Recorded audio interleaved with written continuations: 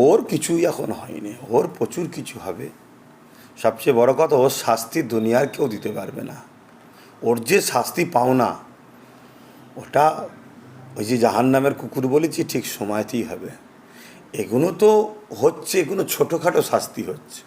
ও যেভাবে হাজার হাজার মানুষের ঘর উজাড় করেছে, নারীদের ইজ্জত থেকে শুরু করে ছোট্ট ছোট্ট শিশু বাচ্চাদের ওপর যে জুলুম করেছে, ইফতারের সময় যেভাবে মানুষের ইফতার ঘরকে কল তুলে নিয়ে যাওয়া, পাত্র তুলে নিয়ে যাওয়া, ওর এখন কিছুই হয়নি। ওর শাস্তি মহান স্রষ্টার পক্ষ থেকে আরও ভয়ানক হবে। ক্যানিংয়ের মানুষ ওরা নিজেরাই বলেছে ওনাকে সূর্য মুখ যেন না দেখতে পায় এমন জেলে ওনাকে ভরা হোক। ক্যানিংয়ের মানুষ তো বহুত কষ্ট পেয়েছে, স্বাভাবিক, এটা বলছে, বলাটা উচিত। আমি তাদের কথাকে সহমত জানাচ্ছি, কিন্তু ওর শাস্তি এই সরকারও দিতে পারবে না যে শাস্তি হওয়ার দরকার। কেন এই সরকারও কোনো এক জায়গাতে সই দিদি মুদি বললাম না, অতএব সেটিংয়ে রয়েছে, সেই শাস্তি দিতে পারবে না। সওগাতুল্লাহ একসময় বলেছিল যে আমরা দিদির সৈনিক, আমরা ইডিসিবিআইকে ভয় করি না, বুক ফুলিয়ে যাই, বুক ফুলিয়ে আসি। এখন দেখছি তিনি নিখোঁজ এবং সবাই বলছে উনি বাংলাদেশে পালিয়ে গেছে। এইসব এদের প্রশ্নের উত্তর দিতেও আমাকে ঘৃণা লাগে। কথা বুঝে আসছে? দুঃখিত, আপনারা মিডিয়ার মানুষ জিজ্ঞেস করছেন, অন্য কিছু প্রশ্ন করুন। মাদ্রাসার সমস্ত রকম প্রকল্প বন্ধ করে দিল রাজ্যের সরকার, অগ্নিমিত্রা ফল তিনি বলছেন। করে দিয়েছে, তা প্রচার করছে, এটা প্রথম জানতে হবে।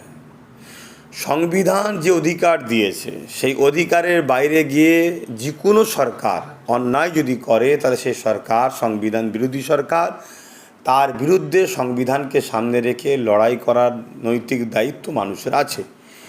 এখন এগুলো বলে শুধুমাত্র আইওয়াশ করছে কেন? যেভাবে হকার উচ্ছেদ করতে গিয়ে অমুসলিম ভাই যারা বিজেপিকে এনেছে, তারা নিজেরাই স্বীকার করছে তাদের যে ক্ষতি হয়েছে। দেখুন, যদি প্রয়োজন হয় রেল লাইনকে বাড়াবার বা আরও কিছু করার, তার জন্যে তাদের পুনর্বাসন দেওয়া দরকার, তাদেরকে তো জায়গা দিতে হবে। তারা তো ভারতীয়, তারা তো মানে ভেসে আসেনি। আপনার গায়ে ক্ষমতা আছে, আপনি তুলে দিলেন, এটা তো উচিত নয়। এই শুভেন্দু অধিকারী বিগত সরকারের সময় যখন অন্যায় হয়েছিল তখন চিল্লাচ্ছিল, আজকে যদি শুভেন্দু অধিকারী অন্যায় করে তাহলে সেটা কেমন হচ্ছে? তাহলে ও যেই ক্ষমতায় বসে সে তখনই অমনি জালিম হয়ে যাচ্ছে। তাহলে জালিমদের অবশ্যই পতন হবে, সেটা আমাদেরকে আবার নতুন করে লড়াই করতে হবে। হকাররা যাদের উচ্ছেদ করেছে তারা দেখো ভিক মাংছে, থালা নিয়ে ভিক চাইছে, আমাদের সাহায্য করো, রাস্তায় বসেছে তারা। দেখুন, আমি আবার বলছি, পিছিয়ে পড়া জনজাতি, গরিব মানুষ যারা আছে, তাদের জন্য কোনো সরকারই নাই। সবাই বড় লোকদের হয়ে গেছে এখন। আসার সময় ডায়লগ অনেক বড় বড় দেয়, আসার পরে দেখা যায় সেই গরিবদের ঘরেই লুটছে। তো এই জায়গায় দাঁড়িয়ে থেকে আমাদেরকে শিক্ষা নিতে হবে। শিক্ষা নিয়ে আজকে হকার যারা ভাই আছেন, হকার করে বিজনেস করে খান, বা যারা আরও সম্প্রদায় বঞ্চিত মানুষ আছেন, সবাইকে সংঘবদ্ধ হতে হবে, হয়ে নিজেদের সরকার করতে হবে। না হয় আজকে অবশ্যই বিজেপিকে এনেছে যে সম্প্রদায়ের মানুষরা, তাদের মধ্যে থেকে 50% ওপরে মানুষ কিন্তু টিএমসির অতিষ্ঠই বিজেপিকে এনেছে। মোটেই তারা বিজেপিকে পছন্দ করে না, কিন্তু অতিষ্ঠর জন্যে চল এখন একেই সাপোর্ট করি। কেন? টিএমসির বিরোধী শক্তি হিসাবে মিডিয়াতে বলুন, সব জায়গায় বলতুন, আমরা দেখেছি বিজেপি ছিল, কিন্তু আমরা জানি বিজেপিকে টিএমসি প্ল্যান মাফিক এই বাংলাতে নিয়ে এসছে, বিরোধী শক্তি হিসাবে রেখেছে। কেন? আমার পরেই বিজেপি আসবে, এটা মমতা ব্যানার্জির সঙ্গে বিজেপির একটা সেটিং 1998 দল যখন করা হয়েছে, এই সেটিংয়ের কাজ হয়েছে।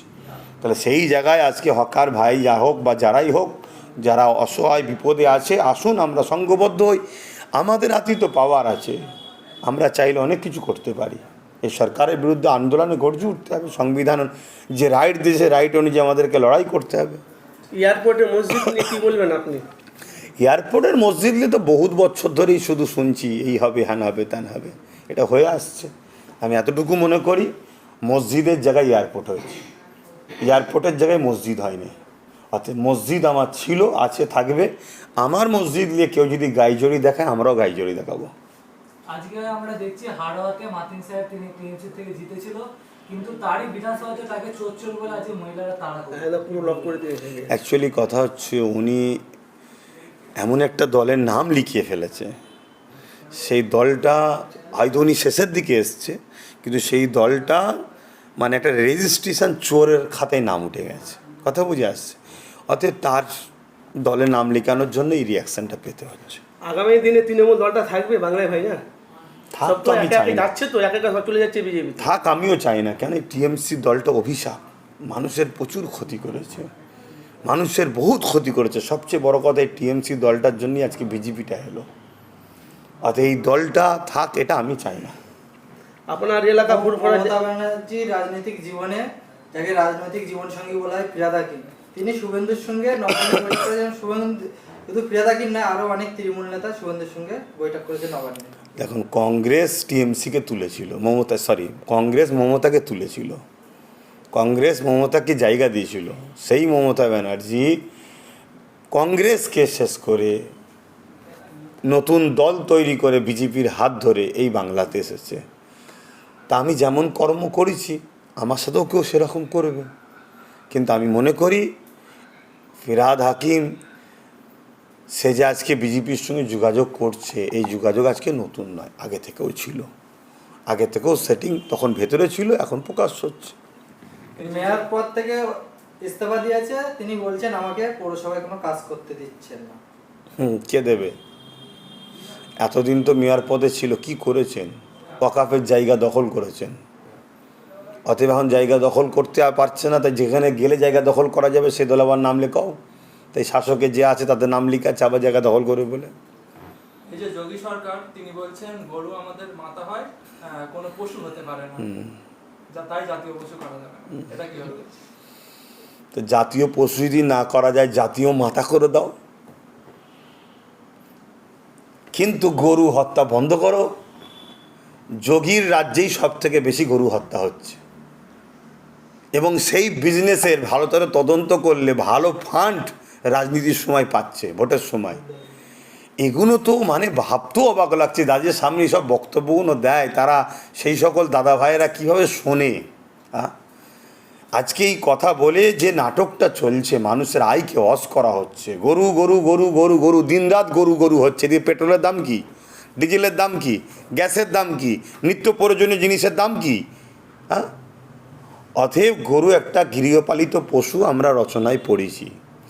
উনি যদি গৃহপালিত মাতা পড়ে থাকে, তাহলে উনি গৃহপালিত মাতাকে আজকে ভারতীয় কি বলে, কি জাতীয় মাতা করে দিক, ব্যাস টোটাল হত্যা বন্ধ করে দিক। আমরা তো চাইছি, কিন্তু ওই যারা পয়সা দেবে না সেখানে গরু হত্যা করলে পাপ। আর যেসব কোম্পানিতে বিদেশে পাচার হচ্ছে, কোটি কোটি টাকা ব্যবসা হচ্ছে আর মোটা অঙ্কের চাঁদা দিচ্ছে, তাদের বেলায় মাকে হত্যা করলে জায়েজ। এই রকম ভণ্ডমিটা বন্ধ করা দরকার, এটাই হচ্ছে আমাদের বক্তব্য। জাঙ্গিপাড়ার এমএলএ সেনাশিস চক্রবর্তী এখন দেখতে পাচ্ছি উনি বিজেপিতে যাবে। এখানে তো শুনছিলাম সেনাশিস 15,000 ভোটে জিতেছিল নাকি, আগে ছিল এরকম শুনছিলাম, লাস্টে নাকি সুযোগ করে দিয়ে বেরিয়ে চলে এসছে এরকমও শুনছি। তো উনি বিজেপিতে যাবে তো অসম্ভব। কে যদি বিজেপিরই লোক ছিলেন আগে, টিএমসি তো বিজেপি। তাহলে এতদিন নাটক করলো ফুরফুরা, হ্যাঁ, নাটকই করলো তো। শুধু ফুরফুরা সেনাশিস কেন, সবাই তো টিএমসি মানেই বিজেপি, এটা টিএমসির লোকেরাই বলছে। আর বিজেপি মানে টিএমসি, এটা বিজেপির লোকেরাই তো বলছে। তাহলে সেই জায়গায় এখন আমরা দাদা ভাই লড়াই দেখছিলাম, দিদি হেরে গেছে, দাদার লড়াই দেখছিলাম, দিদি হেরে গেছে। এখন দিদির ঘরের সব লোক দাদার বাড়িতে যে মেহমান হচ্ছে, এই তো ব্যাপার।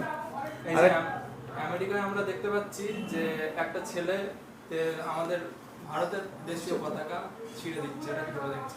সেটা মোদিকে জিজ্ঞেস করুন কেন। মোদি হচ্ছে তো কি আমেরিকাকে কি বলে যে ফাদারল্যান্ড না মাদারল্যান্ড, সেটা মোদিকে জিজ্ঞেস করুন।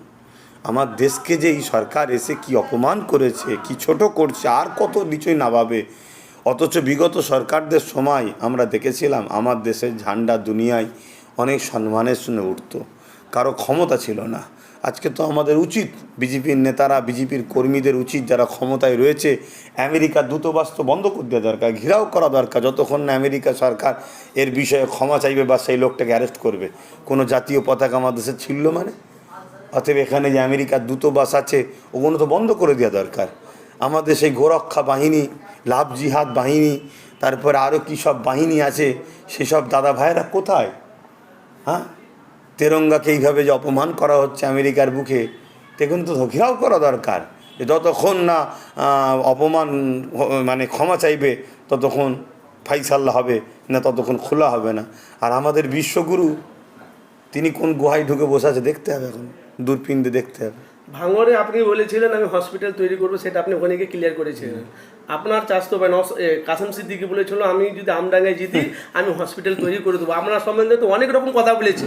আমি বললে কিছু বলবো না, কেন সব সম্পর্ক আমি কেটে দিয়েছি টিএমসির কাছে, বললে আমি কিছু বলবো না। বলুন, আমার চাষতো ভাই যে বললেন ও সম্পর্ক আমি কেটে দিয়েছি। মানে অ্যাম্বুলেন্স মানে কিনে দেবে আমডাঙ্গার মানুষদের জন্য, সেটাও আমি বললে আমি কিছু বলতে চাইছি না।